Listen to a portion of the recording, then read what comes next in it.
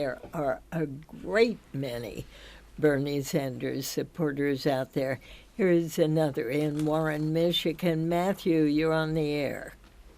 Thank you so much. I'll be very quick. I was just disappointed with the guest that you have describing Sanders' campaign as sluggish. Just this week, he won the Communication Workers of America endorsement. That's a huge labor union. It was a record-setting vote at the Democracy for America endorsement. He has a 6-part interview with rap superstar Killer Mike. He shattered the record for individual donations at this point in a campaign, over 2 million. What does sluggish mean? If that's sluggish?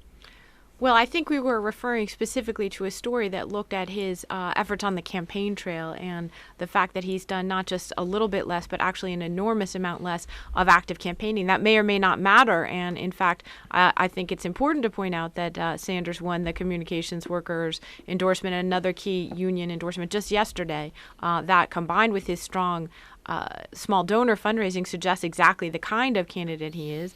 The question is whether he can transcend that core base of support among both liberal-leaning small donors, which powered the Howard Dean campaign, and other kinds of Democratic insurgencies that we've seen in recent campaign cycles. It may not matter that Bernie Sanders isn't hitting the hustings in New Hampshire in the same aggressive way that Hillary Clinton is, but it's certainly notable that there's not just a difference in the campaigning styles between the two, but actually a pretty stark difference. 3 weeks out of the fall campaigning is an enormous amount. Olivier. Yeah, I think this is a good time to bring up the usual disclaimer that we are in the blah blah blah and fundraising section of the campaign, and we have yet to see an actual organizational test for these guys, getting voters to the Iowa caucus, managing that weird process, getting voters to the polls in New Hampshire. We haven't seen that yet.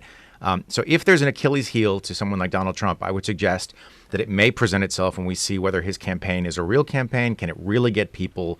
Can it really get voters to the polls?